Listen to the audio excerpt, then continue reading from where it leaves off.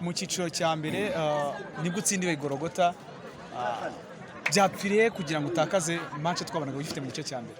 Navuga ko habayeho uburangare muri defense konsigne twabahaye bakinishaga umwataka umwe mu ba defenseur bacu babiri muri axe tubabwira yuko umwe agomba gukora marquage undi agakora agakavaringa.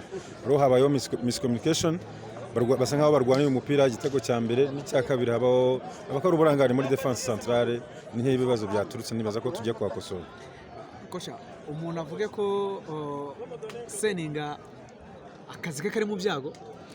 Nta byago ndi umuntu ntaga byago harimo n'abafite 0 kandi ari amakipe akomeye afite amazina yaje muri Big Four mu gihe cyashize bako ntago ntarirarenga dutsinzwe match ebyiri dutsinde ebyiri tunganya imwe ntago ari resultat mbi nibaza yuko tugiye kwicara tukarebaho yenda byagiye bipfira ariko tugakomeza gahunda yacu yo kugira ngo ikipe yacu tuyubake irusheho kuba nziza. Kocha ntago twabonye ya Face Mobilu byagenze bite kuba tutamenya muri 11 cyangwa muri Groupe Badetusha.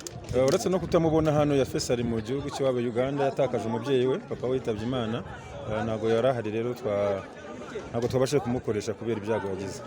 Ikibazo cya cyane kugira ngo tukureke ugende ese ni kiye kintu ugiye gukora no kugira ngo izindi match zisigaye ubashe kuba uzitwara neza mu buzima.